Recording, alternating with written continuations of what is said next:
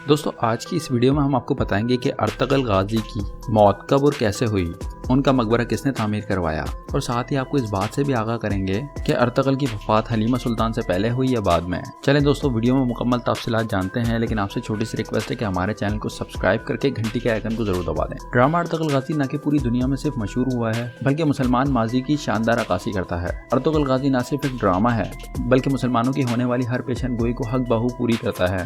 ये ड्रामा न सिर्फ मुसलमानों को ये बताता है कि फहाशी और बेहयाई के बगैर भी ड्रामे बनाए जा सकते हैं, बल्कि हर साहिब ईमान को ये दावत भी देता है कि अगर अल्लाह की ज़ात पर ईमान कामिल हो तो तुर्क का एक खाना बदोश गरीब कबीला न सिर्फ चंगेज़ खान की मजबूत तरीन फौज का मुकाबला कर सकता है बल्कि सल्तनत उस्मानिया जैसी आलीशान रियासत बनाकर पूरी दुनिया को भी ललकारा जा सकता है। और ये बताया जा सकता है कि बेशक फतह सिर्फ हक की है।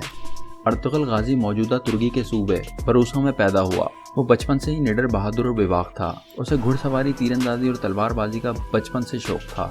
वो जब भी शिकार पर निकलता था तो खाली हाथ नहीं आता था। इसी वजह से उसका बाप उसके ऊपर बहुत भरोसा करता था। ये ताकतवर होने के साथ साथ नहायत ही ज़हीन भी था। इसी वजह से इसका बाप भी इस पर भरोसा करता था। इसका ताल्लुक आगोज तुर्कों के काई कबीले से था। इसके बाप का नाम सुलेमान शाह था। सल्तनत उस्मानिया का बानी उस्मान अव्वल इसका बेटा था। अर्तगल गाजी ने इस्लाम के खातिर अक्लमंदी और बहादुरी के साथ बहुत सारी जंगें लड़ी और हर जंग में अल्लाह ताला ने इन्हें कामयाबी नसीब फरमाई। दोस्तों बात करते हैं इनकी वफात के बारे में। दोस्तों अर्तगल गाजी की मौत किसी जंग में नहीं हुई, मतलब कि वो शहीद नहीं हुए, इसीलिए उनके नाम के साथ गाजी लगता है। अल्लाह के हुक्म से हर जंग में अर्तगल गाजी फतहयाब होता गया। 1279 में अर्तगल गाजी बहुत बूढ़े हो चुके थे।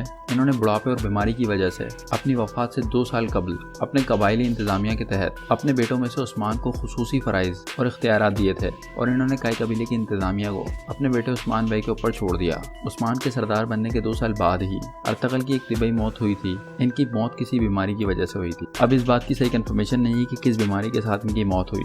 और साथ ही आपको ये भी बताते चलें कि हलीमा सुल्तान की मौत अर्तगल की बात हुई।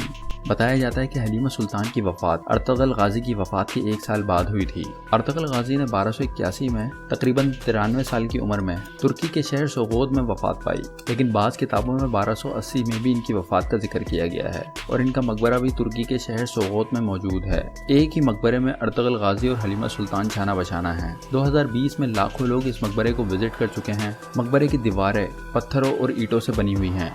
अर्तगल गाजी की मकबरे की तामीर 13वीं सदी के आखिर में की गई थी। इससे पहले उस्मान गाजी ने इसे खुली कब्र के तौर पर तामीर किया था। फिर सोगोत में अलग से इनका मकबरा बना दिया गया। तो दोस्तों उम्मीद है कि आपको अपने सवाल का जवाब मिल गया होगा। अब जाने से पहले हमारे चैनल को सब्सक्राइब करके घंटी के आइकन को जरूर दबा दें।